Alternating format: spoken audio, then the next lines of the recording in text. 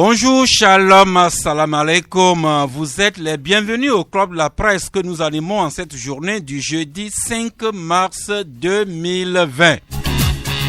Avant toute chose, nous voudrions encore une fois assurer nos confrères de Taxi FM de notre confraternelle solidarité. Taxi FM qui a vu son studio partir en fumée, ce qui fait priver ses auditeurs de ces émissions. Nous aurions aimé être très nombreux sur le marché et l'émulation va nous conduire tous et chacun à la qualité. Tout comme nous nous excusons encore une fois auprès de nos auditrices et auditeurs de la zone portuaire Baguida et jusqu'à Vepozo qui n'arrivent pas à nous suivre très bien ces derniers temps parce que une nouvelle radio venue dans le milieu qui émet sur la 93.9 et dont la fréquence vient embrouiller chez nous ici à Canal FM. Et à l'endroit de tous les journalistes, nous qui sommes si aimés, nous qui sommes également tant critiqués, les uns trouvent que nous sommes ceci, nous sommes cela, travail ardu s'il en est, pour nous faire un peu chaud au cœur, ce petit morceau de Joko qui nous chante ce petit hymne à la presse. Vive le journalisme, vive le journalisme, vive le journalisme, vive le journalisme, vive le journalisme, vive le journalisme, vive le journalisme. Ouais, vive le journalisme. Nous recevons avec beaucoup de fair play vos observations et vos qualités. Mais sachez tout simplement que le journalisme a ses règles. Nous avons des lois qui codifient notre corporation. Et nous ferons chaque jour un effort dans le sens de l'équilibre. Et vous verrez si vous y trouvez votre vérité. À propos de vérité et de mensonges dont vous nous accusez, dont vous nous accablez de temps en temps, nous nous rappelons à nous tous cette pensée du jour que nous tirons de l'œuvre de l'académicien français Denis Diderot qui a écrit, citation, « On avale à pleine gorgée le mensonge qui nous flatte et l'on boit goutte à goutte une vérité qui nous est amère. » Encore une fois, on avale à pleine gorgée le mensonge qui nous flatte et l'on boit goutte à goutte une vérité qui nous est amère. C'est ce que écrivait Denis Diderot depuis le XVIIIe siècle, si je ne me trompe, et qui est plus que jamais d'actualité.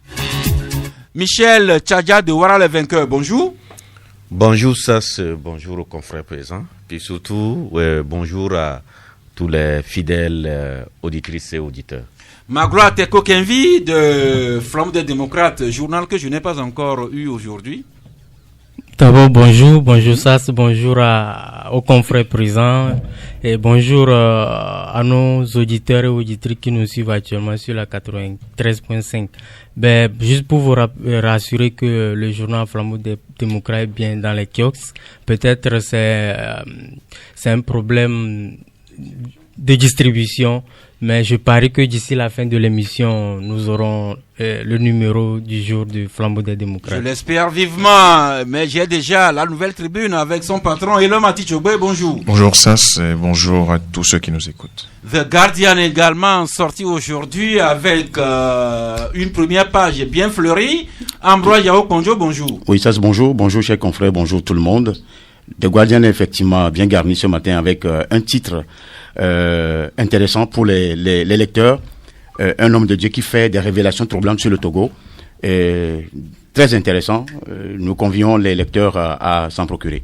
Merci, nous sommes honorés par une visite, j'avoue que j'attendais 2 visites, mais on se contente de ce que l'on a, c'est pas tous les jours qu'on trouve ce qu'on voudrait. Eh bien, le dimanche prochain, ce sera le 8 mars, la journée internationale de la femme.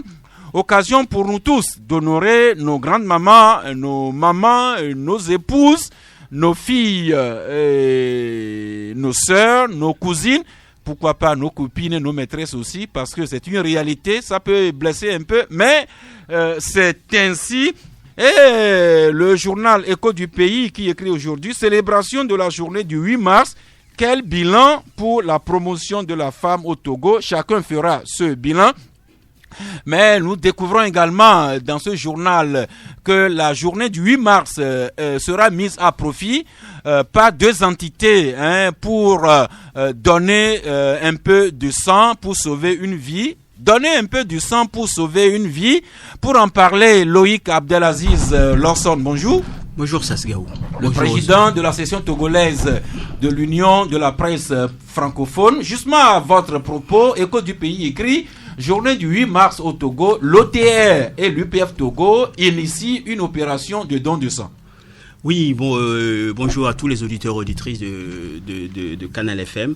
Effectivement, en prélude à la journée internationale de la femme, qui est une journée qui met la femme en avant, qui défend ses droits et qui veut qu'elle soit égale à l'homme. D'ailleurs, le thème international de cette année en dit long.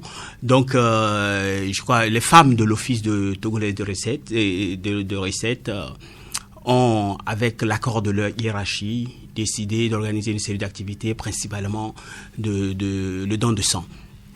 À cet effet, ils ont effectivement contacté l'UPF pour voir comment on peut faire un partenariat dans ce sens, vu qu'on a déjà eu à réussir un truc comme ça il y a quelques mois. Donc, et on a spontanément répondu oui à leur appel pour essayer de leur apporter un peu de notre expertise dans le domaine et les amener vraiment à collecter du sang pour sauver des vies, parce que c'est pas une chose pour laquelle on dit non, Sasgaou. En effet, d'autant plus que le besoin est toujours vraiment criard sur le terrain. Le confrère de Écho rappelle que le Togo a besoin d'environ 70 000 poches de sang chaque année. Or, il y a un déficit cruel de 25 000 poches de sang. C'est ce déficit que l'UPF Togo et l'OTR et d'autres bonnes volontés vont essayer de combler un peu incessamment. Oui, mais Sasgaou, tu n'es pas sans savoir que, et selon les spécialistes de la santé, en l'occurrence l'Organisation mondiale de la santé, vu qu'au Togo nous sommes 7 millions, avec 1% des Togolais qui donnent du sang, on devrait normalement être à l'abri. Seulement, je dis bien seulement 1% des Togolais. Donc, à ce jour, à tout casser, les Togolais qui donnent du sang sont à peu près 60% de ce qu'il faut pour éviter la pénurie. Donc, ça veut dire que sur 100 Togolais malades qui ont besoin de sang, 40 peuvent trépasser ou en mourir. Parce qu'il n'y a pas la poche, il n'y a pas la disponibilité. Et à l'heure où nous parlons, toi et moi, et tu fais un tour au CNTS, tu verras la queue. C'est-à-dire, certains te diront... Au Centre national de transfusion sanguine. Certains te diront, nous sommes là, ça fait 3 jours. Pendant ce temps, le malade fait quoi? Il est en train de mourir. Certains sont actuellement pris des thermos qui sont en train de traverser la frontière pour aller du côté du Ghana chercher du sang. Dans quelles conditions? Dieu seul sait. Donc, écoutez, on peut pas... on s'est dit, mais si les Ghanéens arrivent à donner du sang, on arrive à trouver du sang au Ghana, c'est parce que les Ghanéens en donnent. Et s'ils en donnent, c'est parce qu'ils sont sensibilisés. Ça, c'est où tu en parles souvent dans les premières alertes, tu les as données dans ce studio, il y a quelques années ou quelques mois, pour parler de ce problème de manque de sang. Et nous disions, le sang, ça ne se vend pas. Ça, c'est pas du scanner qu'il faut commander à Paris ou en France ou en Allemagne à coût de milliards. Chaque Togolais a du sang. Et chaque Togolais peut avoir besoin du sang. C'est pour ça, l'appel des femmes de l'OTR, nous l'avons trouvé extraordinaire. Et surtout, ce que nous avons trouvé extraordinaire, c'est que nous avons, dans la communication que nous avons engagée, fait appel à toutes les femmes en lumière, celles qui sont devant. Et spontanément, à chaque fois que je les ai appelées, quel que soit la tendance politique, quel que soit le milieu administratif ou de la société civile d'où elle vient, elles ont répondu spontanément. Alors concrètement, comment est-ce que cette opération de don de sang va se faire? Eh bien, c'est demain, vendredi 6 mars. Et le CNTS va mobiliser sa logistique dans l'enceinte au niveau de l'OTR, c'est-à-dire au niveau de la direction générale, et le CNTS va essayer à part de 7 heures avec le personnel de l'OTR qui en premier va faire le geste. Je rappelle au passage que tous les commissaires se sont engagés à faire le geste, tous les directeurs et le personnel, que ce soit homme ou femme. Et aussi, il faut rappeler que c'est pas seulement le personnel de l'OTR. L'opération, on l'a élargie à tout Togolais qui pense que il peut sauver une vie tant qu'il est en bonne santé et qu'il peut donner du sang. Donc, tous les agents de l'Office togolais des recettes, depuis le commissaire général jusqu'au... Depuis le ministre des Finances. Depuis le ministre des Finances. Qui lui-même a accepté de donner son image pour la campagne. Concierge, en passant par les journalistes, toutes les personnes, femmes et hommes de bonne volonté. La vendeuse de tomates. 52% face Garou de femmes. 52% de la population togolaise, c'est des femmes. Et tu n'es pas sans savoir aussi, Sassgaou, qu'aujourd'hui, les césariennes, on en parle tout le temps, les femmes perdent du sang, elles meurent. Donc, c'est le moment pour la femme qui vend du tomate au grand marché, celle qui est au bureau, de se dire, un jour, si je n'ai pas besoin, mon enfant, mon oncle, mon cousin peut en avoir besoin. Donc, cette opération demain déjà à partir de 7h dans les locaux de l'Office togolais des recettes. Dans les locaux de l'Office togolais des recettes, pour toute personne qui a entre 18 et 60 ans et qui pèse au moins 50 kilos. Merci. Donnons un peu de notre sang pour sauver une vie. C'est peut-être la vie d'un parent, d'un voisin, d'un collègue, ou même, si c'est quelqu'un que nous ne connaissons pas, nous aurons fait œuvre utile. Pendant que nous cherchions le sang, le gouvernement, l'État togolais cherche des financements pour financer notre économie. Juste cette dépêche que nous donnent 3 journaux. Togo Matin qui écrit « Marché financier régional ». Le Togo qui veut mobiliser pas moins de 50 milliards de francs CFA. Ce sera le 13 mars prochain. Le Togo qui retourne sur le marché international pour chercher de l'argent. Même information que nous donne Écho du pays. Donc le Togo qui retourne sur le marché international pour mobiliser pas moins de 50 milliards de francs CFA. Ce sera le 13 mars prochain, mais le Togo qui revient à peine du même marché international, c'est ce que vous nous dites. Et le Mati Chogbe, rebonjour. Rebonjour Sass. Eh bien, le Togo qui était courant février sur le marché international, il a mobilisé 27 milliards 5 de francs CFA. Oui, effectivement, c'est l'information. Je pense que c'est une dépêche que nous avons publiée ce matin. Donc voilà, c'est ce que le Togo a pu mobiliser récemment. Et donc juste après l'élection, je pense que le Togo est reparti sur le marché maintenant à la recherche de 50 milliards de francs CFA.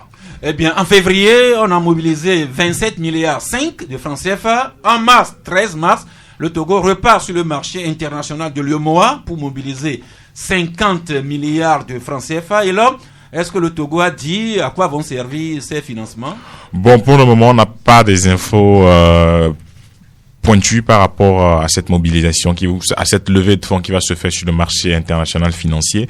Mais toujours est-il qu'à la fin, lorsque les opérations seront bouclées, même dans les avis ou les différents avis qui sont publiés par divers canaux, il y a quand même pas mal de spécificités qui sont données suite à cette levée de fonds. Mais peut-être qu'une partie de cet argent va servir à payer les primes des éperviers locaux. Nos éperviers locaux qui ont éliminé et le Bénin et le Nigeria pour se qualifier pour la phase finale du championnat d'Afrique des Nations, le CHAN, prévu au Cameroun du 4 au 25 avril. Les coachs de Jean-Paul Abalo Dossé se préparent, sauf que les éperviers locaux n'ont toujours pas encore les primes de qualification. Magloire Teko Kenvi, comme je le disais, peut-être qu'une partie de cet argent qu'on va mobiliser sur le marché international pourrait servir à payer les primes de qualification aux éperviers locaux, et comme ça ils iront peut-être nous ramener la coupe. Ben, par moment, c'est compliqué de parler de notre pays parce que on ne comprend pas. On dit très souvent que qui veut aller loin maintenant est sa monture. C'est vrai que depuis un moment, les autorités togolaises, notamment en charge du football, maîtrisent bien l'agenda continental par rapport aux compétitions qui prévu sur le continent, et on s'est engagé, on a joué les éliminatoires, on s'est qualifié, mais des semaines après on nous dit encore que les primes de qualification n'ont pas été payées. Moi je me dis, où en sommes-nous concrètement? Mais moi je dis, au-delà de tout ça, c'est une question de responsabilité.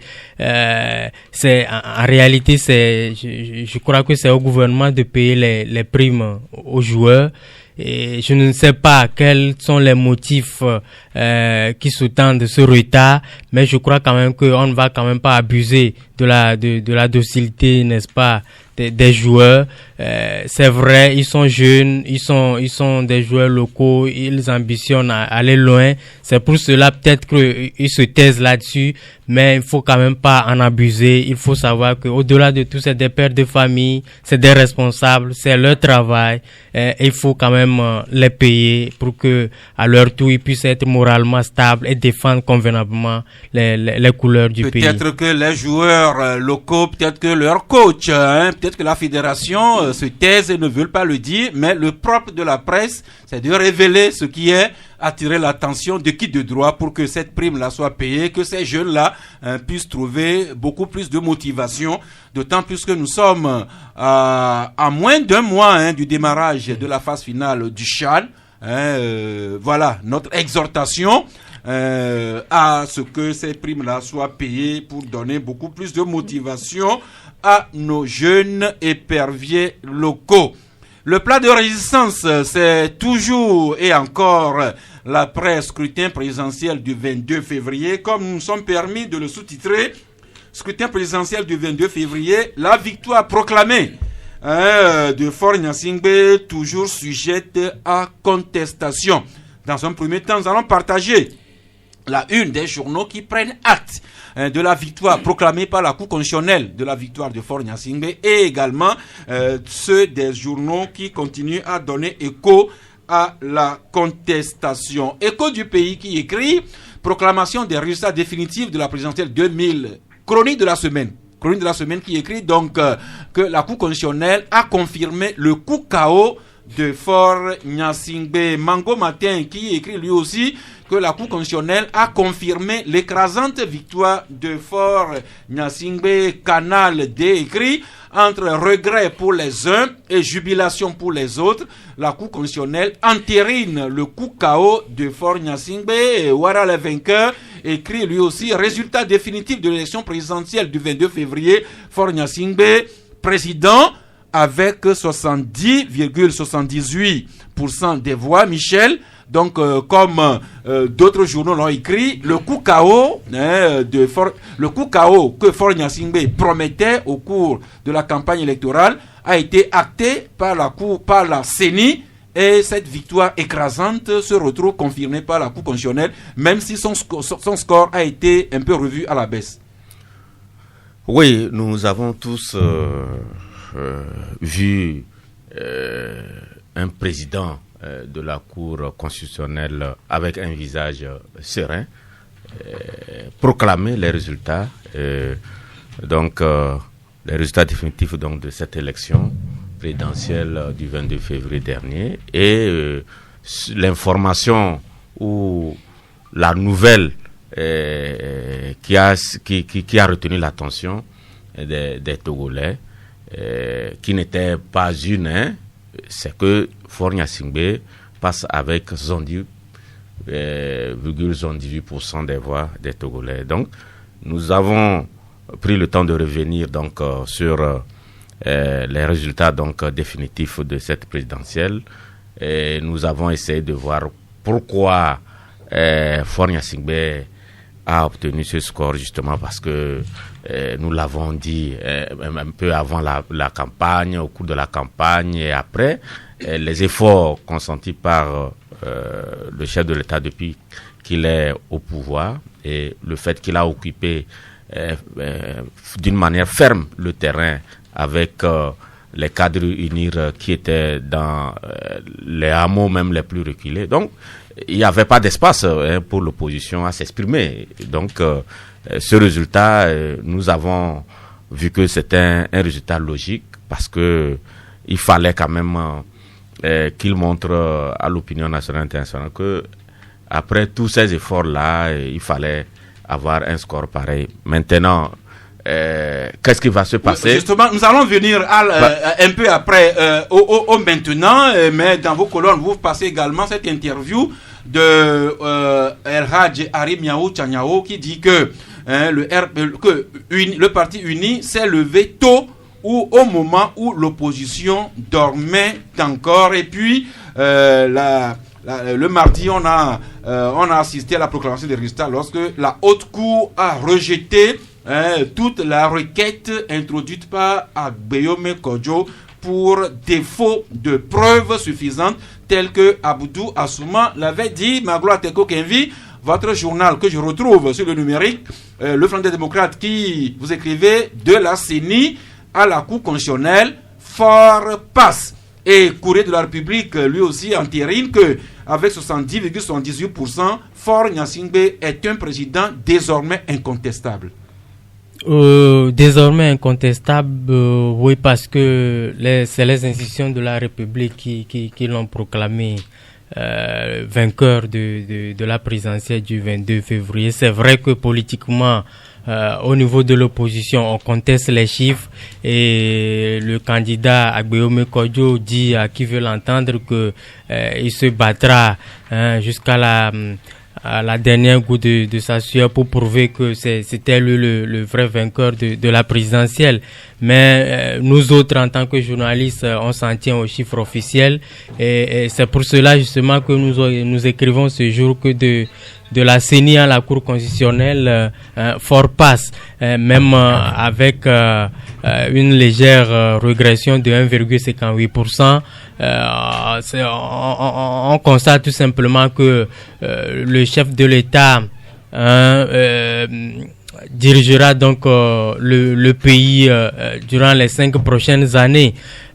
Très rapidement, on a vu que ça a suscité, même si, comme Michel l'a dit, ce n'était pas une information nouvelle, tout le Togolais le savait-elle, qu'à cela ne tienne, la confirmation de la victoire de Faure Gnassingbé par la Cour constitutionnelle a suscité une grande satisfaction au niveau du QG de UNIR qui, au travers de son secrétaire exécutif, monsieur Achole, a félicité, n'est-ce pas, d'abord la Cour constitutionnelle, en plus le candidat de UNIR, et rapidement ils l'ont renvoyé au travail parce que il estime que si les Togolais ont fait encore confiance au candidat Faure Gnassingbé parce que d'abord ils sont satisfaits du travail qu'il a abattu, mais également qu'ils croient en lui par rapport aux différentes promesses qu'il avait faites aux populations. Et donc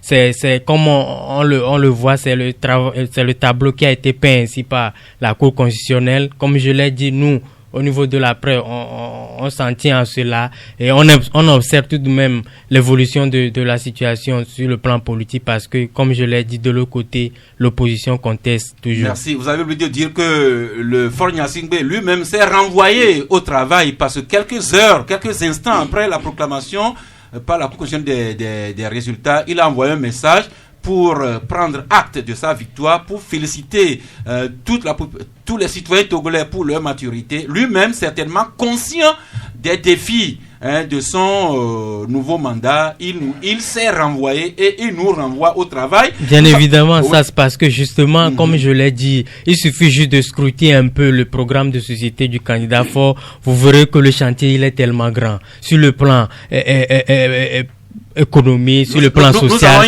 le chantier est tellement grand et donc il a bien fait de se renvoyer au travail. Merci. Alors comme je crois c'est Courrier qu'il a écrit, désormais la victoire de Faure Gnassingbé n'est plus contestable du point de vue légal parce que les décisions de la Cour constitutionnelle ne sont susceptibles d'aucun recours, mais nous sommes en politique et nous apprenons et nous suivons au jour le jour comment des candidats, voire une partie de l'opinion, continuent à ne pas croire en la victoire de Faure Gnassingbé. Revue de presse avec Liberté qui consacre une série d'articles. D'abord la page 3, il écrit « Présidentielle 2020, un goût d'inachevé ». Le même Liberté qui parle d'une OPA sur le Togo.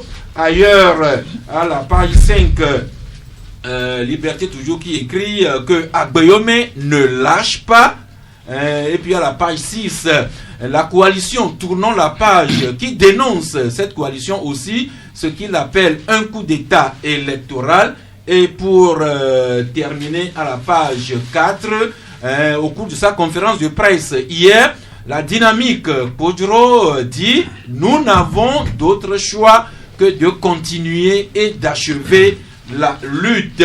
Et Mango Matin, lui aussi écrit Agboyome Kodjo, mais au défi Fort Gnassingbé. Et The Guardian revient également sur cette contestation. Ambroise, votre journal écrit Agboyome Kodjo annonce son gouvernement et déclare, citation, la vérité sera rétablie et nous allons exercer le pouvoir. C'est dans ce sens que Agboyome a déjà procédé à la nomination de son premier ministre. Oui, je crois que c'est ce qui a été révélé au cours de la conférence de presse qu'il a tenue le mercredi et hier.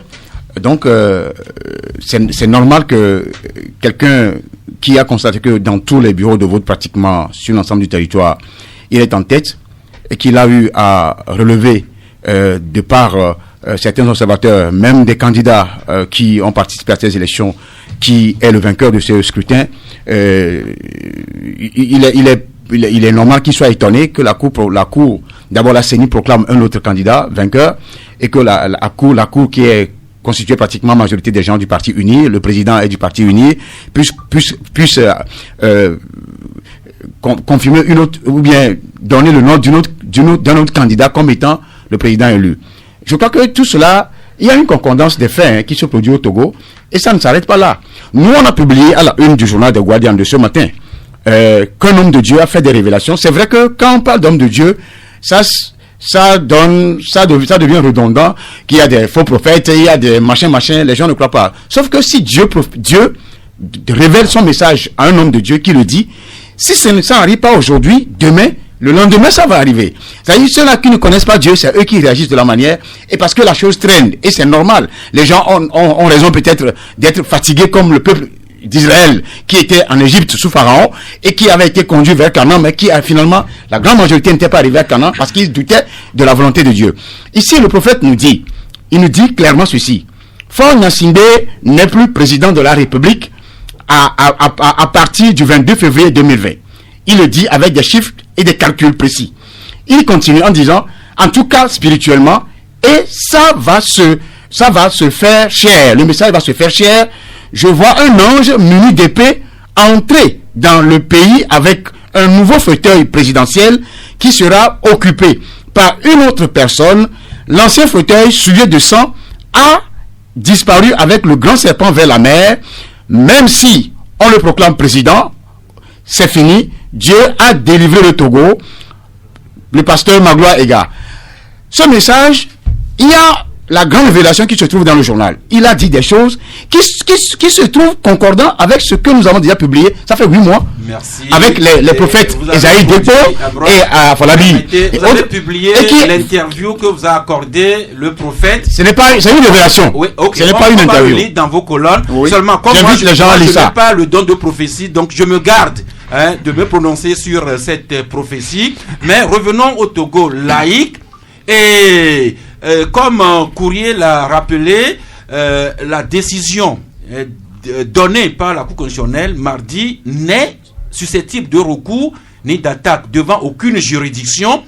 Et même si politiquement Agboyome Kodjo continue à revendiquer sa victoire, donc à contester celle de Faure Gnassingbé, le même Agboyome se dit légaliste.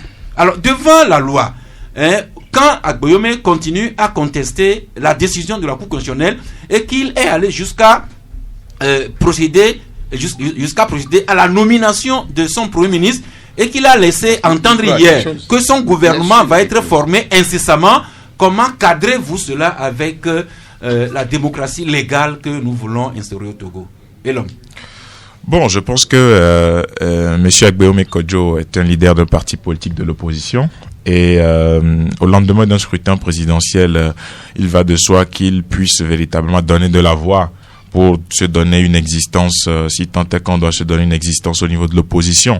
Parce qu'aujourd'hui, même si il y a des irrégularités par rapport au recours introduit par M. Agboyome Kodjo à la Cour constitutionnelle, à supposer que la Cour même lui donnera raison par rapport à ces recours, et ces recours ne donneront ou ne changeront rien à l'issue du scrutin ou au résultat proclamé par la Cour constitutionnelle. Je ne sais pas si les gens ont se sont amusés à analyser les recours de M. Agbeome Kodjo, mais même si la Cour donnait satisfaction à M. Agbeome Kodjo sur l'ensemble des recours introduits, ça ne changerait pas le score au niveau de la présidence. Vous parlez de chiffres, de mathématiques. Oui, je parle de chiffres, mais les recours qu'il a introduits, quand vous prenez les recours, on a un par rapport au bureau de vote dont il a parlé, et que vous comparez ça par rapport à ce qui s'est, enfin, au résultat de la CENI, mais vous allez constater que même si la Cour aujourd'hui donne raison à M. Agbeome Kodjo, ça ne change pas en fait le score ou le fait qu'il soit premier et que Fonia Sibé soit deuxième.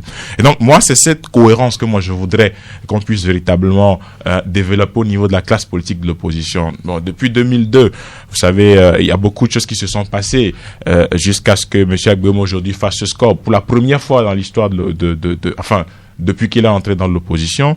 Et donc je pense qu'aujourd'hui qu'il faut véritablement savoir faire les choses, parce que comme je l'ai dit ici jeudi, M. Agbeome Kodjo est un député au Parlement. Il a voté des lois qui se sont appliquées dans le cadre de ce processus électoral, notamment le code électoral, notamment d'autres lois pour lesquels il a dit oui véritablement sans pouvoir faire des objections sur ce qu'il revendique aujourd'hui, notamment la proclamation bureau de vote par bureau de vote.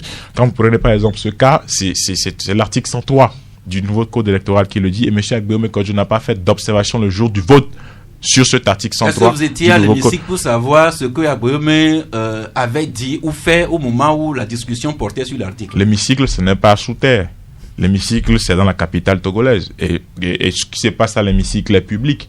Et tout journaliste est autorisé à suivre un débat parlementaire, sauf qu'il n'est pas autorisé à parler. Et donc, le jour-là, il a fait des observations, mais il n'a pas fait d'observation sur l'article 103 du code électoral. Et donc, à la fin, il a dit oui, il a voté pour ce code électoral.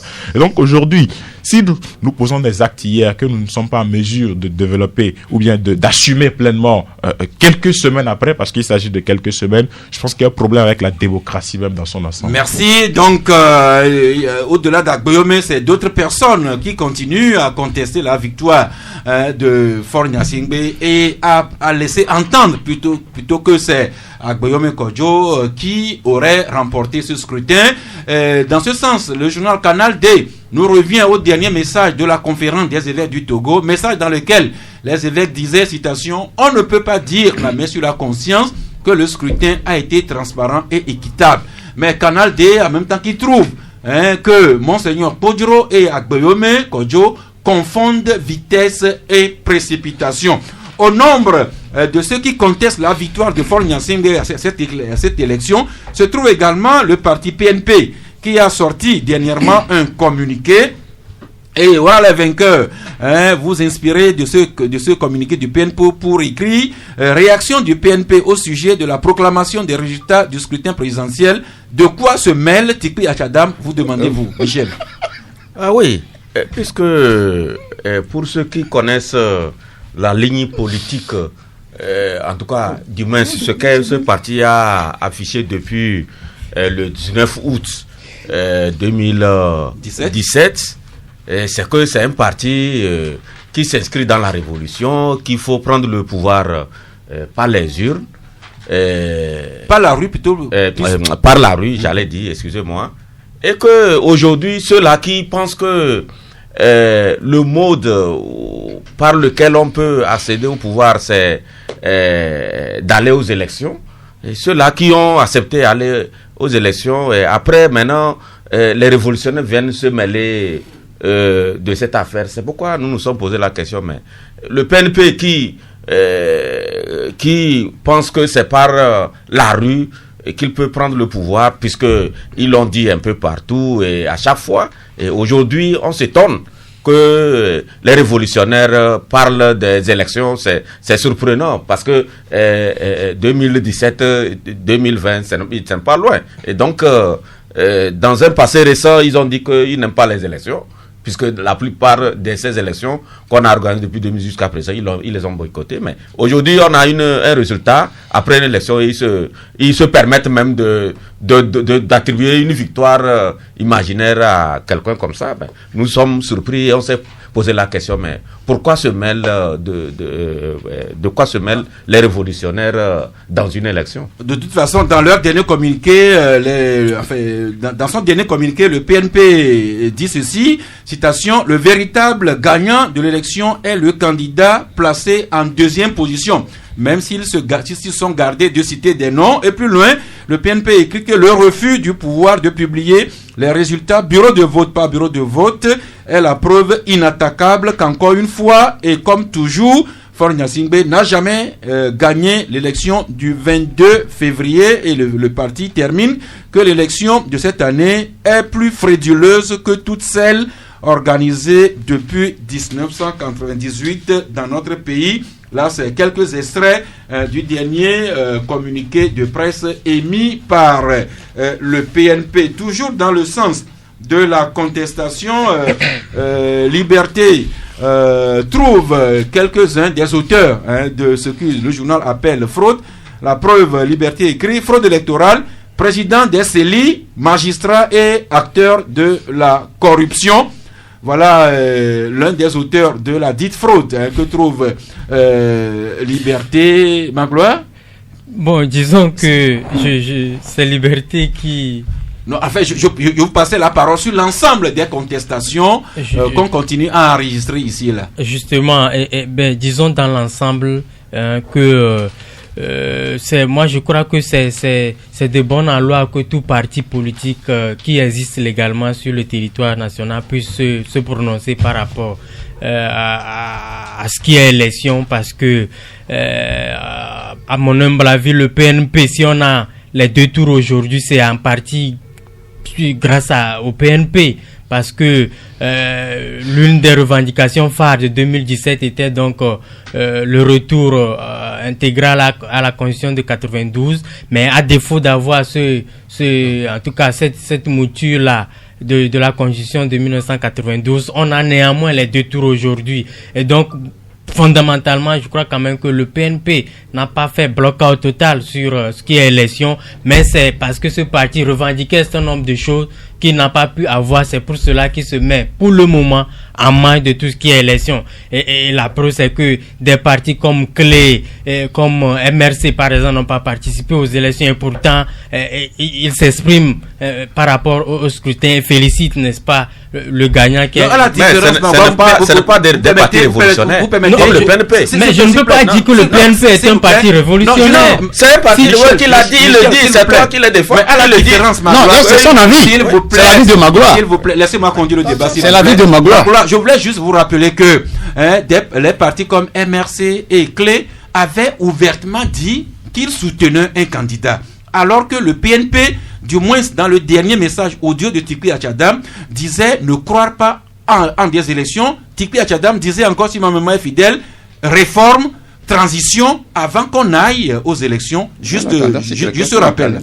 Évidemment, vous savez, la lecture que moi je fais de cette situation, c'est que oui, on connaît un peu la position du PNP, c'est que ce parti n'est pas pour le moment prêt à participer à une élection au Togo, parce que justement il estime que tout ce qui est élection rime avec fraude et avec mascarade, donc ce n'est pas le bon moment pour lui de participer aux élections.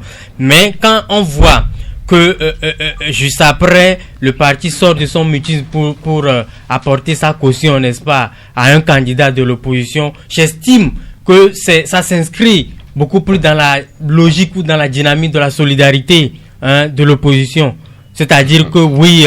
Après, s'il vous plaît, la parole à un seul invité à la fois. Voilà, donc terminé.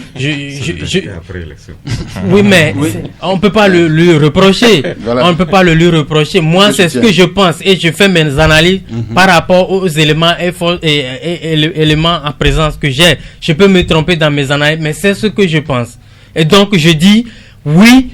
Le PNP dit ne s'inscrit pas dans la logique des élections. Mais si aujourd'hui ce parti estime que malgré tout, malgré sa position à lui, estime que ceux qui se sont inscrits dans la dynamique participationniste, et ce parti estime que c'est le parti MPDD de Gabriel Agboume qui a gagné les élections, je pense que fondamentalement c'est dans la logique de cautionner malgré tout son alter ego ou du moins son partenaire de l'opposition. Et donc pour ça, je le dis encore une fois, on ne peut pas reprocher à un parti politique, parce que j'estime que malgré tout ce qui se dit, si le gouvernement même est convaincu que le PNP est tout sauf un parti politique normal, on l'aurait déjà dissous. Et donc ce n'est pas à moi, et journaliste, de venir dire que le PNP est un parti révolutionnaire ou quoi que ce soit. Le gouvernement qui est là, qui contrôle l'action gouvernementale avec le ministère de l'administration territoriale, je crois quand même que si un parti politique ne respecte pas les normes en termes démocratiques, on devait déjà dissoudre le PNP. Or, ce n'est pas le cas à ce jour. Donc, on s'en tient à ça. Pour terminer avec, s'il vous plaît, Ambroise, donc la contestation, elle continue toujours à s'exprimer et nous en faisons écho. Et ici et là, on cherche les auteurs de cette fraude. Je reviens à cet article de Liberté qui trouve que les présidents des CELI, qui sont des magistrats, ont été acteurs de corruption dans cette fraude. Mais ici, je ne vous cache pas que nous-mêmes, les journalistes de tout bord, on nous critique. Certains disent, on qualifie certains proches du pouvoir, d'autres proches de l'opposition. Et je trouve dans les colonnes de The Guardian, cet article à la page 5, présidentielle de 2020, le groupe France Média montre le soutien des dictateurs en Afrique. Alors là, dans cet article, Ambroise, vous citez des extraits d'articles et vous écrivez noir sur blanc que RFI, France 24 et TV5 se sont montrés soutien de la dictature de Faure Gnassingbé dans cette élection que nous avons eu le 22 février. Oui, c'est le constat fait pas seulement au cours de cette présidentielle, mais c'est un constat général qui est souvent fait, surtout qui a été accentué au cours de cette présidentielle. On vous dit Faure Gnassingbé favori. D'abord, on se pose la question sur quels critères Faure Gnassingbé favori. Ça, c'est un de deux. On vous dit croissance en flèche. Croissance en flèche sur le papier, mais dans la pratique, il y a la misère ambiante à Lomé.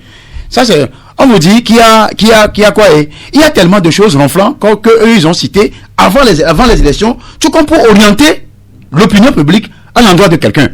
Et au finalement, quand Agbemé Kodjo s'est déclaré, s'est autoproclamé président, parce qu'on n'a pas encore toute la finesse des résultats réels, c'est le son de Bahara qui dit que c'est Faure Gnassingbé qui a gagné, que RFI a relayé, pas seulement RFI, France 24 et TV5 Monde. Et après, je me dis, mais ces gens-là, ils se prennent où? Vous n'êtes pas au Togo, vous ne vivez pas au Togo, vous ne savez pas ce qui se passe au Togo, vous n'avez pas d'indicateur réel. Ce que le pouvoir vous sert, c'est ce que vous prenez, mais ce que le peuple vit et ce que les partis politiques de l'opposition disent et la société civile, vous n'en tenez pas compte. C'est vrai qu'il y a un équilibre qu'on peut remarquer de par l'endroit, mais ce qui a été fait, le travail qui a été fait jusqu'à la proclamation des résultats, sincèrement, ces médias-là. Et moi, j'ai un ami malien qui est journaliste.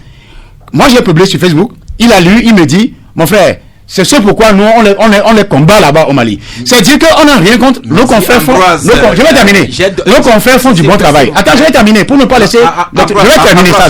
C'est moi qui te donne la parole. Laissez-moi faire. Mais je vais finir. Oui, mais ça fait longtemps que vous parlez. Je voudrais juste. Je vais clôturer en disant. Que en réalité, nos confrères qui sont là à Boisbouvier et autres, ils font du bon travail. Eux aussi, ils luttent forcément pour la démocratie et pour la liberté des peuples. Mais je crois qu'il y a l'influence des politiques français qui agit sur les médias du France Média Monde dont tu viens de citer. Et il va falloir faire beaucoup attention.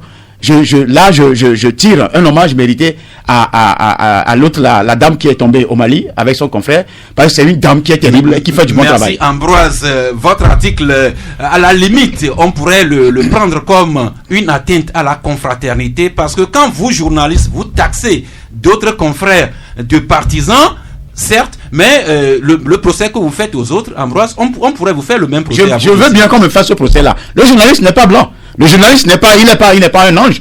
Je suis désolé. Même l'opinion publique nationale, dans la grande majorité, critique les journalistes au Togo. Tu viens de le dire. Pourquoi on ne va pas critiquer RFI et autres? Ils sont qui pour ne pas être critiqués? Merci. Juste rappeler à nous tous ce que Denis Diderot a écrit il y a depuis des siècles. On avale à pleine gorgée le mensonge qui nous flatte et l'on boit goutte à goutte une vérité qui nous est amère. Maintenant, le mandat, il est consommé, du moins de par la Cour constitutionnelle. Qu'est-ce qui se profile comme défi devant l'ancien nouveau président ou bien le nouvel ancien, je ne sais pas ce que j'ai fait. Enfin, je prends acte de la décision de la Cour constitutionnelle et nous parlons donc du président déclaré et élu Faure Gnassingbé et justement des journaux lui trouvent des équations à résoudre. Et The Guardian qui écrit justement proclamation des résultats définitifs de la présidentielle. Pourtant, les choses se compliquent pour Faure Gnassingbé pendant que Togo Matin écrit, lui, les défis qui attendent le président réélu à 78%. Un peu le même titre, pour ne pas dire interpellation, que vous lui adressez au président réélu et l'homme Tchobé quand vous écrivez 70,78%, ce qu'il fera du prochain quinquennat. Alors justement, c'est pas de la prophétie, encore moins de la divination, mais qu'est-ce que vous pensez que Faure Gnassingbé fera de ce quinquennat 2020-2025? Et là, non, mais en réalité, nous n'avons pas fait du charlatanisme. Je pense que le président, avant de se faire élire, a proposé un programme de société.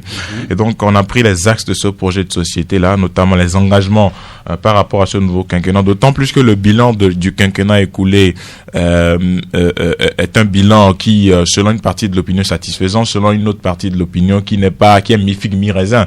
Parce que le président avait dit au début de 2015, dans une interview accordée à Jeune Afrique, il place ce troisième mandat sous le signe de l'impunité zéro. Et pendant tout le quinquennat, on a vu qu'on a plutôt fait la promotion de l'impunité, où il y a des gens véritablement qui ont détourné des sous, qui ont fait preuve de malversation, mais qui sont là. Michel parlait souvent ici de la route Lomé-Vogan en foin. Et non, c'est pas Michel, c'est l'ensemble des journalistes et toute la population qui se plaint. Je parle de Michel parce que je parle de Michel parce qu'il est à côté de moi. Il me rappelle que tout le monde en parlait. Oui, moi-même j'en ai parlé. Donc aujourd'hui, on ne peut pas se permettre de banaliser cela. Et donc, on est dans un nouveau mandat, le 4e pour le président de la République, et il a encore pris des engagements par rapport à la population, notamment le fait de doubler le nombre d'agents de la fonction publique. Je précise qu'on en recrute 3 000 chaque année, et pour ce quinquennat, dit qu'il va aller à 5 000 chaque année pour atteindre 25 000 francs d'ici 2000. 25 000 agents plutôt d'ici 2000. On sent que vous avez besoin d'argent. Non, mais ça, c'est la bonne des choses. Tout le monde ici a besoin d'argent. Donc, pour atteindre 25 000 agents d'ici 2025. Et donc, nous sommes revenus sur ces axes-là principaux, la paix et la sécurité à préserver, la création de richesses et également la création de certains hôpitaux mère-enfant dans chaque région du pays, et le scanner. Parce que là, maintenant, il faut qu'on parle, on s'adresse au chef de l'État. Il a dit dans ses engagements qu'il va doter chaque région d'un scanner. Donc, il faudrait véritablement qu'on puisse s'y pencher. Parce que nous, dans notre pays, on n'a qu'un seul scanner qui fonctionne, qui ne fonctionne plus présentement là, mais qui existe, ou bien qui est quelque part. Vous parlez des hôpitaux publics. Je parle des hôpitaux publics, oui, je parle des hôpitaux publics, et qui existe quelque part au niveau du CHU Sylvanus Olympio, mais qui souvent ne travaille pas. Et donc, comme il l'a dit dans ses engagements, nous souhaiterions vivement que ça s'accomplisse durant ce quinquennat-là, et que le signe de l'impunité zéro qu'il y avait en 2015, qui puisse le traduire à l'orée de cette année 2020, pour que nous puissions véritablement voir de bonnes choses. Qu'est-ce que Faure Gnassingbé fera de ce 4e mandat? La paix, la sécurité à préserver, une gouvernance que vous souhaitez beaucoup plus concertée, la création de richesses, la lutte contre l'impunité pour une richesse véritablement partagée. Michel Tchadja, ça rejoint un peu le message du candidat Faure Gnassingbé en campagne quand il sollicitait ce mandat pour consolider les acquis. Justement, vous savez, à l'heure où nous sommes depuis mardi soir, que les Togolais passent leur temps à jeter un regard sur la fiche médicale de la dynamique Podjoro, il faudrait désormais tourner les regards vers le nouvel élu. Vous savez que tant même il est au pouvoir il y a déjà 15 ans, les Togolais l'ont massivement voté. Et derrière ce vote, c'est qu'il y a des problèmes massifs aussi. Les problèmes des Togolais sont massifs. Et il est conscient parce que juste après la proclamation des résultats par la Cour, vous l'avez dit ici lui-même, a pris acte et il s'est remis rapidement au travail, en disciplinant par la même occasion son propre camp, parce que certains étaient très contents que il voulait beaucoup de jours pour fêter. Faure Gnassingbé dit non, c'est fini, la fête est terminée, allons-y. Comme lui-même l'a dit, le travail nous attend parce que les près de 2 millions qui ont voté Faure Gnassingbé, si vous regardez bien, chaque Togolais, chacun de ces 2 millions a une idée derrière la tête en allant dans l'urne. Si c'est un paysan, il veut que ses conditions s'améliorent. Si c'est un ministre, il veut rester toujours ministre. S'il n'est pas ministre, il est un cadre, il veut peut-être devenir ministre. S'il est peut-être un agent de l'État, il veut que les conditions de travail, les conditions de vie s'améliorent. Et si les journalistes? Si les journalistes, ils souhaiteraient que l'aide de l'État à la presse soit à 1 milliard ou 1,5 milliard. Et que... Mais c'est pas un cadeau. Non, j'ai dit l'aide. Entre une aide et un cadeau, il y a une différence. Et donc, il sait que les Togolais l'attendent au tournant.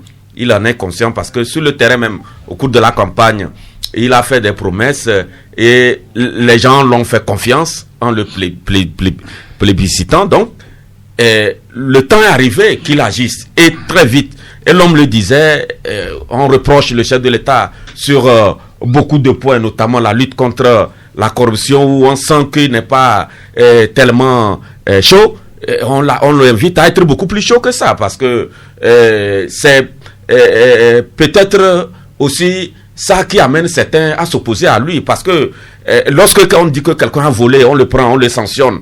Mais quelqu'un à côté, il peut être satisfait. On dit communément que la peur du gendarme est le commencement de la sagesse. Voilà, quelqu'un peut être à côté. Mais quand on soupçonne quelqu'un d'avoir dilapidé les fonds publics, la personne est là dans le quartier, et c'est la personne qui fait le John Brie, qui terrorise les gens.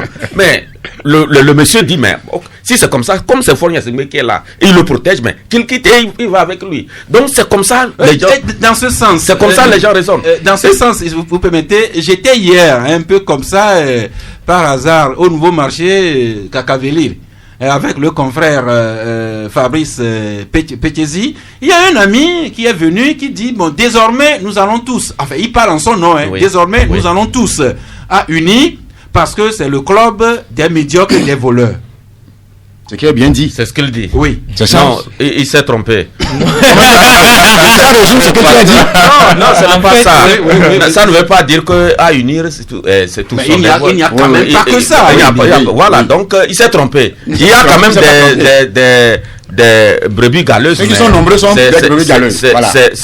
C'est ce que nous demandons, c'est que ces gens-là qui tâchent l'action du chef de l'État, il faut qu'il arrive à les extirper.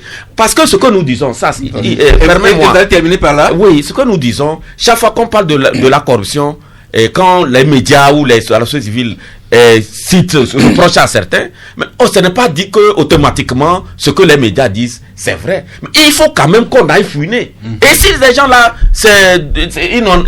ils n'en sont pour rien, mais on abandonne. Merci. Donc c'est le fait que bon, on sent que c'est comme bon. Vous savez, quand vous prenez l'exemple le plus palpable, c'est l'exemple de la rue Lomé-Vaugan-Foin.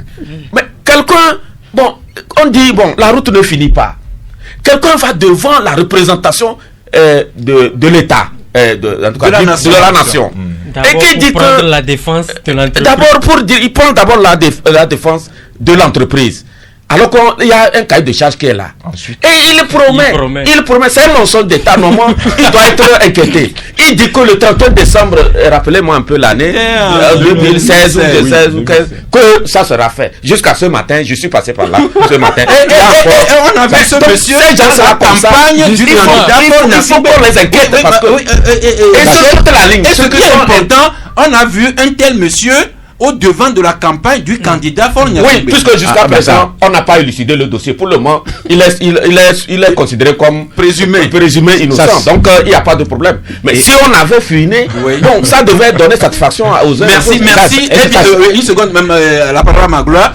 Michel disait tantôt que visiblement, Faure Gnassingbé veut cette victoire-là modeste, et qu'il aurait dissuadé un peu son clan de fêter la victoire avec trop de bruit. Mais l'autre bruit aussi auquel on assiste, c'est du côté des chefs d'État étrangers. Généralement, au lendemain de d'une telle élection, on assiste à une pluie de félicitations. Mais si je ne me trompe, après, à part le souverain du Maroc et le Camerounais Paul Biya, je n'ai pas connaissance d'un télégramme de félicitations qu'un chef d'État d'Afrique, d'Asie, d'Europe ou d'Amérique ait adressé au nouvel élu.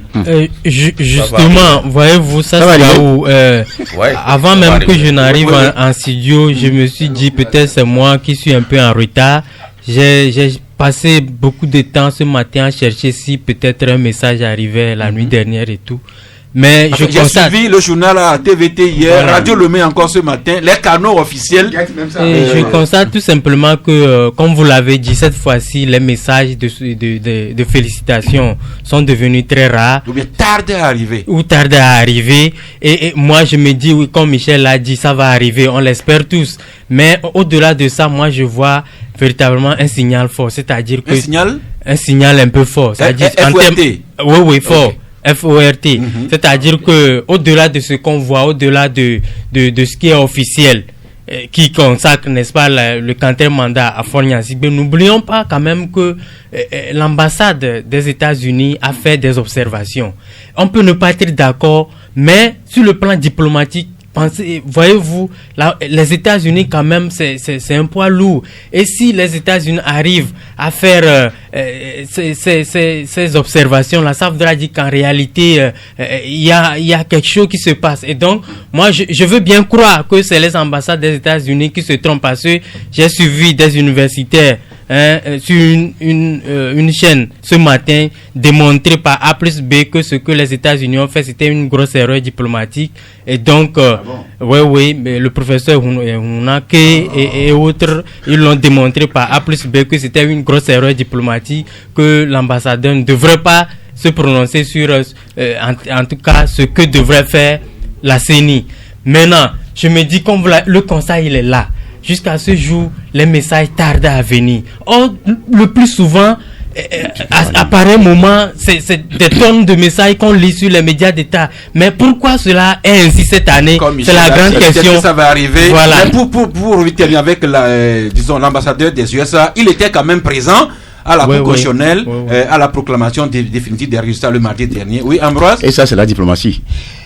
D'abord, moi, je voudrais dire que si les gens disent que Faure Gnassingbé n'a pas gagné les élections, c'est à raison. Quand vous suivez, l'ambassade des États-Unis n'est pas une institution comme ça.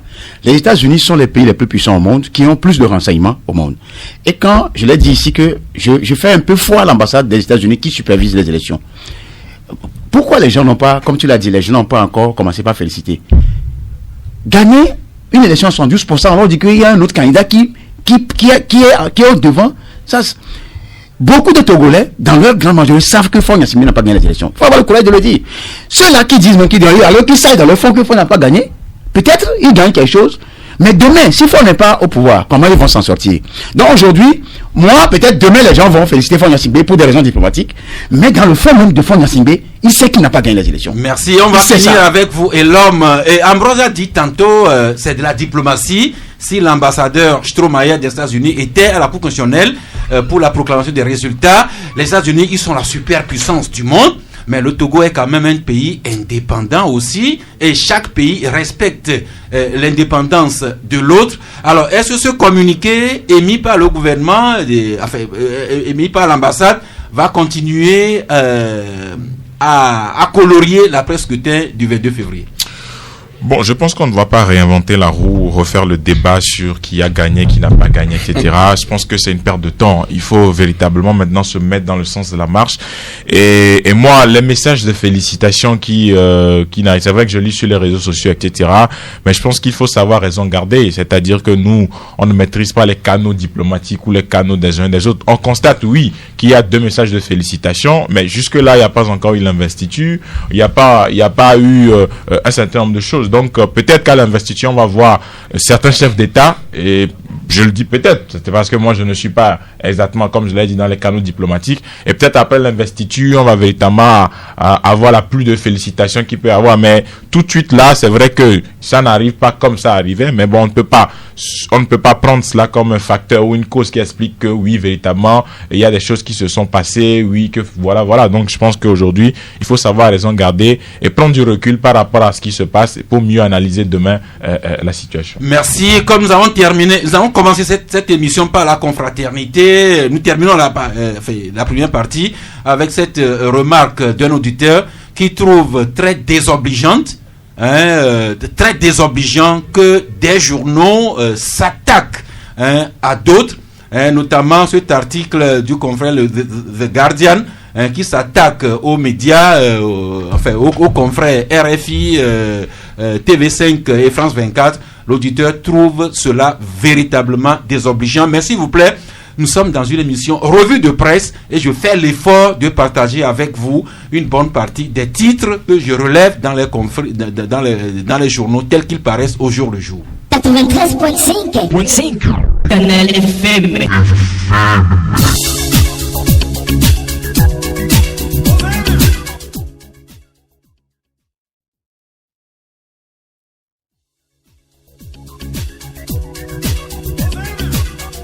Eh bien, l'heure a sonné pour la partie la plus inclusive de cette émission avec les deux numéros, le 22 21 33 74 ou bien le 22 20 19 68. Le premier de la classe aujourd'hui, bonjour. Bonjour, monsieur Sass. Oui, le temps que je trouve votre identité. Monsieur Kofi. Monsieur Kofi. Eh bien, nous vous suivons. Je salue le plateau. Nous vous saluons aussi. Je salue vous-même, monsieur Sass. Merci. Oui, sinon, les élections, ça s'est passé dans les bonnes normes. Et le gagnant est définitivement déclaré par la Cour constitutionnelle. Je pense qu'après la Cour constitutionnelle, il n'y a rien à dire. Bon, pour la sortie de l'ambassadeur des États-Unis d'Amérique, pour sa sortie, je pense que les universitaires ont dit quelque chose ce matin. Si certains ont écouté, ils ont écouté. Bon, c'est pas les universitaires, c'est un professeur d'université qui s'est fait inviter sur un média. C'est son point de vue qu'il a donné. C'est M. Kounake et M. Gada. Ok, donc ils ont parlé. Nous aussi, on a enregistré. Ce que moi, je vais dire à la population, nous sommes matures. On veut la paix. On veut la justice. On veut la rémunération des fonctionnaires. Sinon, je dis à le président fort, il a gagné, il n'est qu'à regarder côté social. C'est tout ce que moi j'ai à lui dire. Merci. Et de ne pas écouter les notes de quoi qui viennent, qui ne viennent pas, ça ne nous regarde pas. Merci. On n'a pas demandé à quelqu'un de nous envoyer une note de félicitations, ça ne nous regarde pas. Je vous en prie, l'ami Kofi, la parole maintenant à notre ami abonné. Oui, Komi qui suit Kofi. Ah, c'est Komi? Oui, okay. Bien sûr. C'est vous qui m'avez donné le surnom abonné. Non, c'est le club c'est l'émission qui vous a baptisé ainsi. Merci beaucoup. Si j'étais pas au Togo, lorsque les journalistes et certains ministres justifient la victoire du président sortant qui est revenu de logique, je croirais. Mais puisque j'étais au pays, je suivais les choses de bout en bout, je trouve cette victoire illogique. Sur le fait qu'il y a une campagne qui a été faite et la campagne, on ne voyait que de l'import-export financé par l'argent de la corruption.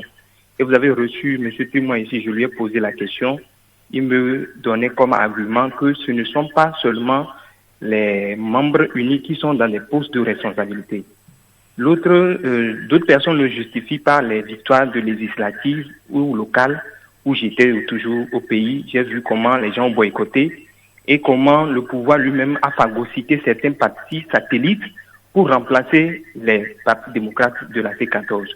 Lorsque je prends l'analyse sur Afrobaromètre, qui dit 80% des Togolais veulent le changement ou bien les réformes, ce sont une population qui aspire à un changement.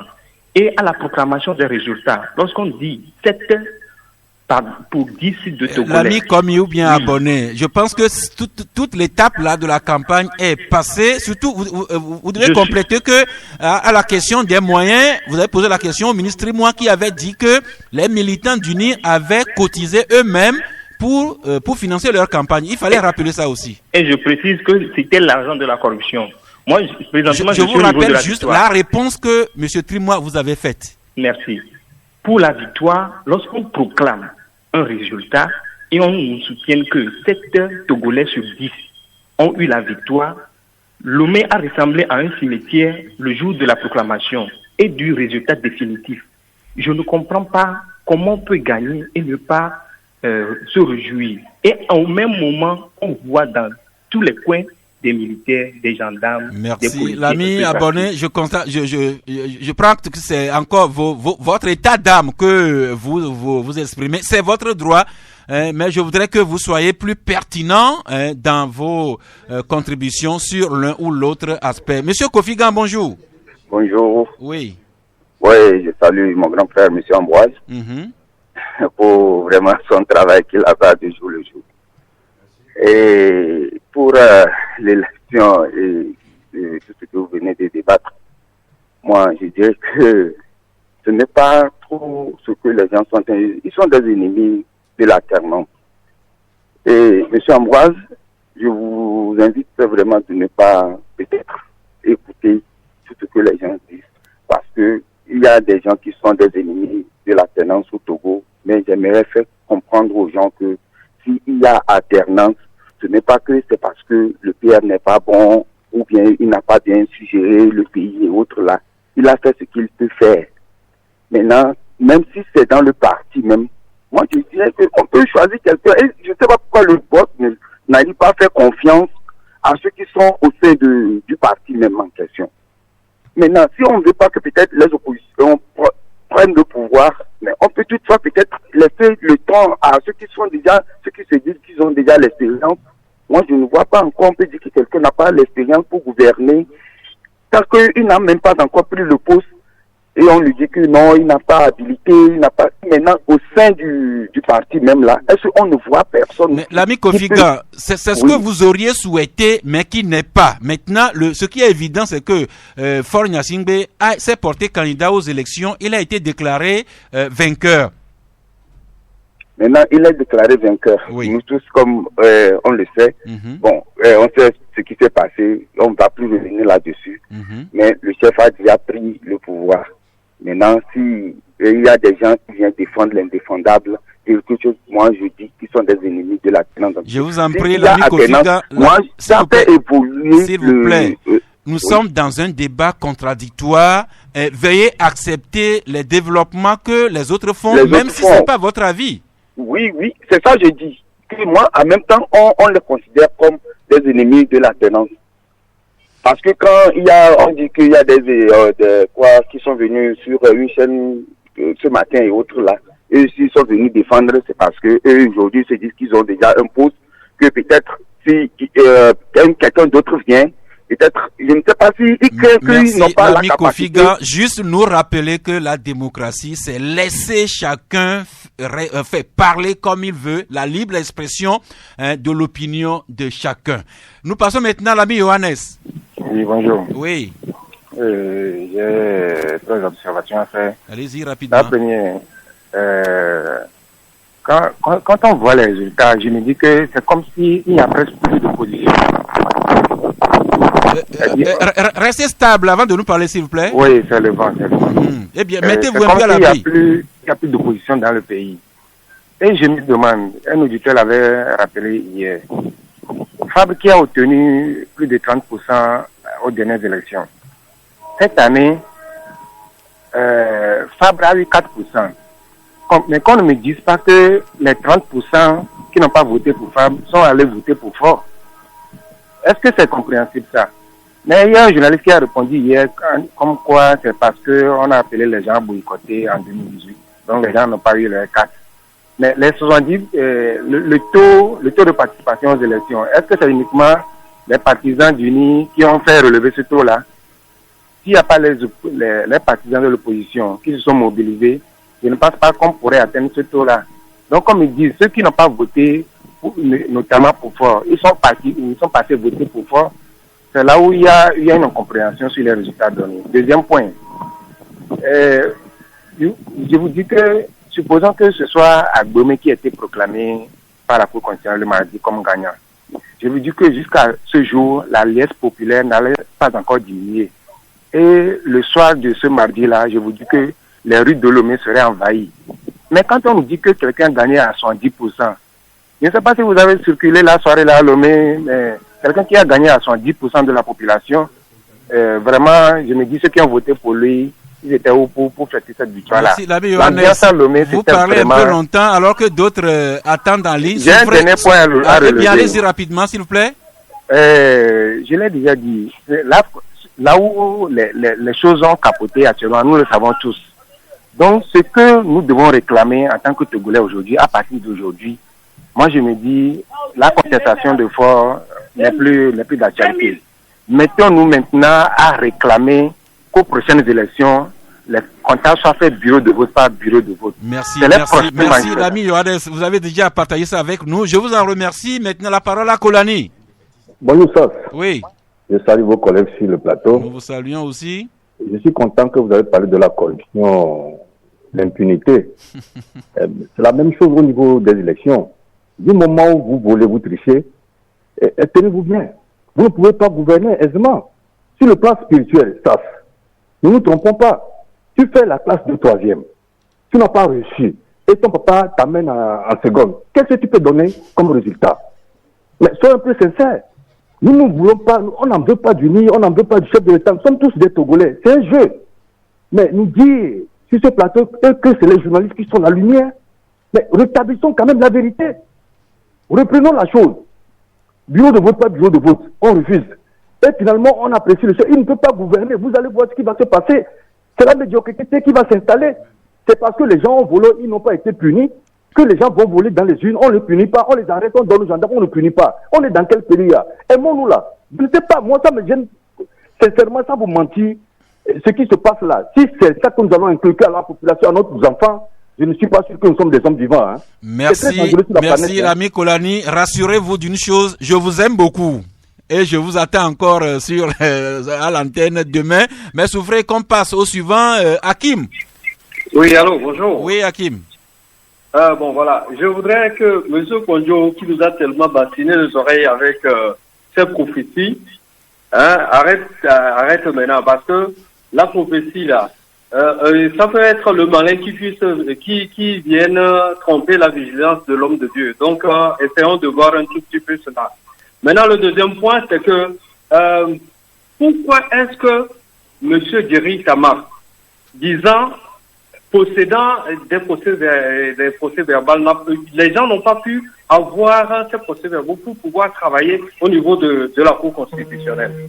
Voilà. Merci beaucoup. Je vous en prie, mais à ma connaissance, Jerry Tamar n'a pas introduit de recours devant la Cour constitutionnelle. Maintenant, est-ce que un autre candidat a pu approcher Jerry Tamar pour disposer de ces procès verbaux? Vraiment, je n'en sais pas beaucoup.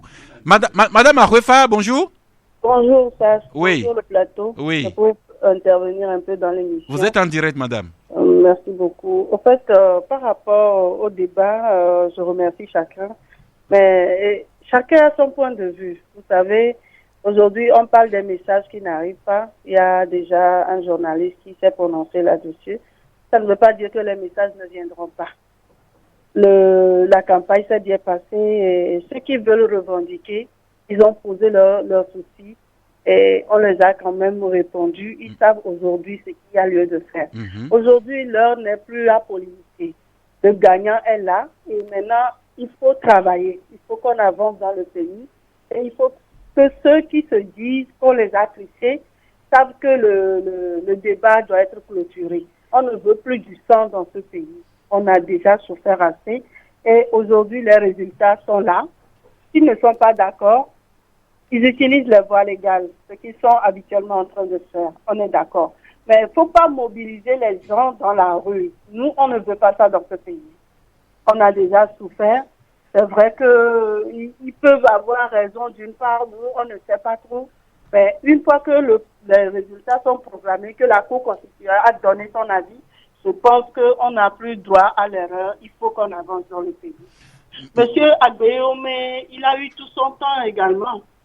Il a passé du temps au port autonome de Lomé avec le feu Nyassingbe et Yadema. Il n'a pas été critiqué. Cet temps-là, il a eu aussi sa part. Mais aujourd'hui, il pense qu'on l'a triché parce qu'il n'est plus avec le parti au pouvoir. Mais chacun à son tour. Il n'a qu'à comprendre que comment on appelle, les résultats sont donnés et qu'il faut qu'on avance dans le pays. Il ne faut pas qu'il mobilise des gens, marcher dans la rue. Merci madame. Juste rappeler que c'est une vertu cardinale que dans un pays démocratique, à partir du moment où l'instance l'instance supérieure se prononce, le débat est clos et le pays repart à sa constitution nationale. L'ami Beka en ligne, bonjour. Allô, bonjour. Oui. Oui, j'aimerais dire que ce qui a fait que Monsieur Monseigneur Poduro s'est lancé dans l'affaire, c'est que il ne faut jamais demander à Dieu quelque chose publiquement. Il dit qu'il demande à Dieu de lui faire voir l'alternance avant de lui prendre. Maintenant, il voit maintenant qu'en étant avec Abayome, peut-être qu'il peut arriver à avoir l'alternance. Maintenant, il n'a pas eu ça, il soulève maintenant tout le monde pour pouvoir avoir ça de force. C'est pas possible. Donc, ce qu'on veut demander à Dieu, on le demande dans sa chambre. Et si Dieu veut exaucer, Dieu n'est pas obligé d'exaucer sa prière. Non. Donc, moi, je vois que Dieu est en train de voir si tant que Dieu est au pouvoir, est en vie, il n'y aura jamais l'alternance. C'est tout. Merci beaucoup. Je vous en prie, nos comments. On va finir avec l'ami Alognon et puis nous faisons le point ici entre nous au studio. Monsieur Alognon, bonjour. Bonjour, monsieur Safgaou. Oui.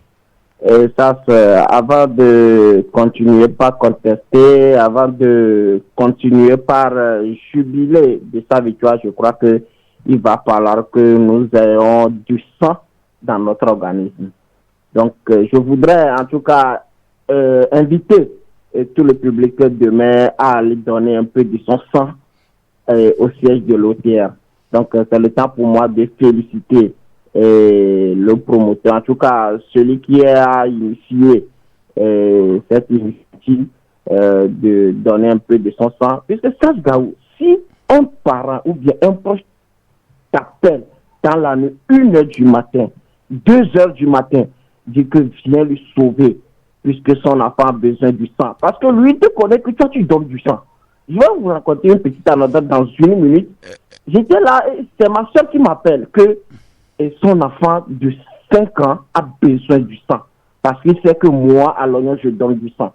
Si vous avez vu les pieds et mains que j'avais fait la nuit là, parce que je n'étais pas présent moi-même, j'ai dû appeler des gens pour qu'on puisse lui servir du sang. Merci. Donc, notre ami à l'oignon qui s'associe à cette opération de don de sang qui aura lieu demain au siège de l'OTR, opération conjointement initiée par l'OTR et l'UPF Togo. Toute la population est mobilisée à aller donner un peu de son sang pour sauver une vie. Ce sera peut-être un parent, un voisin, un collègue, même quelqu'un qui ne connaît pas, mais qui est également une créature de Dieu. Merci à vous tous pour vos apports, vos contributions. Maintenant, nous revenons ici au studio. Ambroise, oui, pour réagir sur... Il y avait un monsieur qui m'avait interpellé sur les prophéties, tout ça. Je ne suis pas inventeur des prophéties. C'est des hommes de Dieu qui reçoivent les messages de Dieu, qui l'envoient. Que ces hommes de Dieu soient des vendeurs d'illusions ou soient des gens sérieux, seuls entre eux et Dieu, ils le savent. Moi, je suis qu'un canal de diffusion des messages d'un prophète et ça s'arrête là. Et ce qui m'a encouragé à publier cette révélation, c'est qu'il y a tellement de concordants de choses que j'avais déjà publiées, ça fait 8 mois, par rapport à d'autres hommes de Dieu, et qu'il y a aussi des Ivoiriens, des Congolais qui l'ont dit, qui m'ont amené à le publier. Maintenant, au-delà de ça, je crois que, pour boucler par rapport à la présidentielle, moi je suis convaincu que Faure Gnassingbé n'a pas gagné les élections. J'ai la ferme conviction par rapport aux imports-exports qu'il faisait, parce qu'un membre éminent du NIL me dit, mais les gens, pourquoi ce import-export, il dit ça c'est pour la communauté internationale. C'est la réponse qu'il m'a donnée. Pour justifier le vol, la fraude, que les gens sont nombreux, tout ça là. Alors que eux-mêmes, dans leur sang, ils savent qu'ils n'ont pas gagné. Donc, allons-y. Seul Dieu est garant de la souveraineté des peuples. Et moi, je dis que Agbone, si réellement c'est lui qui a gagné, ou c'est Faure qui a gagné, Dieu agira. Tôt ou tard, Dieu agira. Eh bien, comme le Mais le peuple togolais doit savoir que Dieu ne viendra pas descendre pour vous prendre votre victoire. Parce que ça, c'est être fataliste et défaitiste. Merci. Comme le temps de Dieu n'est pas le temps des hommes, je m'abstiens de me prononcer. Mais Michel, sans le vouloir et sans le savoir, peut-être que nous venons de déclencher la série des félicitations des chefs d'État à l'endroit de Faure Gnassingbé, le gagnant de l'élection présidentielle du 22 février. Oui, à l'instant T, on nous apprend que le président sud-africain vient de... Cyril Ramaphosa vient d'envoyer ses félicitations il était au président nouvellement réélu. Donc, pour dire que le balai a commencé et ceux qui sont derrière le rideau, qui pensent que, bon, il y a des choses qui ne seront pas possibles, ils verront. Eh bien, si c'est nous qui avons déclenché cette série-là, nous en sommes heureux. Mais ensuite, peut-être que vous souhaitez revenir sur une intervention. Oui, non, moi je voulais juste dire que lorsque j'écoute certains auditeurs, on a l'impression que certains taxent d'autres d'être contre l'alternance, les ennemis de l'alternance. Je pense que c'est une erreur d'appréciation parce que nous sommes tous pour l'alternance, mais une alternance bien structurée, bien organisée, une alternance pacifique, une alternance qui s'obtient par le travail. Ce n'est pas par des incantations ou par décret qu'on peut avoir une alternance. Je pense que c'est les politiques même le savent mieux que nous, que c'est dans le travail et d'une manière ordonnée. Sinon, si il faut aller à une alternance dans le désordre où nous allons peut-être retourner 50 ans en arrière, je pense que ça ne vaut pas la peine. Merci Magloire. Certains nombre d'auditeurs sont revenus sur leurs appréciations sur les résultats. Est-ce qu'il faut contester ou bien prendre acte de la réélection de Faure Gnassingbé? Je ne sais. Mais il faut juste nous rappeler à nous tous que dans une république démocratique que nous voulons au Togo, il s'impose une discipline républicaine, justement, la soumission aux institutions de la République telles qu'elles sont au jour la Constitution aussi autorise. Oui, écoutez, c'est pour cela, moi, je l'ai dit en début d'émission qu'en tant que journaliste, moi, je m'en tiens aux chiffres officiels, en attendant que le reste du combat ne se fasse sur un terrain purement politique entre les acteurs. Et donc, c'est justement dans cette dynamique-là que moi, je vais relancer le président proclamé par la Cour constitutionnelle Faure Gnassingbé sur deux de ses promesses. Le président de la République Faure Gnassingbé a promis en réalité la transformation du phosphate au Togo, n'est-ce pas, pour permettre une production en masse, n'est-ce pas, de l'engrais, et non seulement une production en masse, mais de l'engrais de qualité. Et donc je pense que c'est le moment à jamais de venir en rescousse aux populations, surtout aux paysans, parce que il est question de l'engrais. Sur un autre plan, le président de la République a aussi promis l'effectivité, n'est-ce pas, de la déclaration des biens, pour tous ceux qui dirigent les structures de l'État. C'est un décret qui a été pris en Conseil des ministres avant même l'élection. Voilà, donc je crois qu'il est grand parce qu'il a promis la lutte contre la corruption. On le dit ici tout le temps. Moi, ce que je reproche beaucoup plus au président Faure, il fait ce qu'il peut faire, mais c'est que je le vois un peu trop, c'est-à-dire il ne tape pas fort. C'est-à-dire qu'on a connu plein de dossiers dans ce pays. Qu'est-ce qu'il a fait? Il saute tout simplement les gardes là et parfois on les voit juste à côté de lui à la présidence. Ce n'est pas bon. Et donc pour le moment, moi j'estime que les plus grands chantiers qu'il y a à faire, c'est que il y a un défi majeur sur le plan agricole. Et au-delà de ça, lutter efficacement contre la corruption. Merci. Et l'homme Atichogbe, vous avez écouté les auditeurs sans doute avec intérêt. Oui, j'ai écouté les uns et les autres.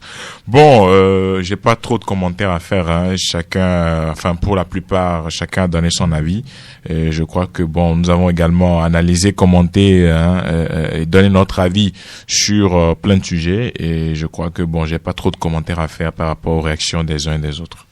Merci beaucoup. Maintenant, nous allons recueillir vos cartons de fait d'émission, la couleur du carton, la personne physique ou morale à qui vous le destinez ce carton. Magloire? Non, j'ai pas de carton. Je dis bien des choses à tous les auditeurs qui ont eu l'amabilité de nous suivre. Et bon après-midi ou bon repos. Je me doute bien que vous avez une pensée particulière pour les jeunes filles encore célibataires.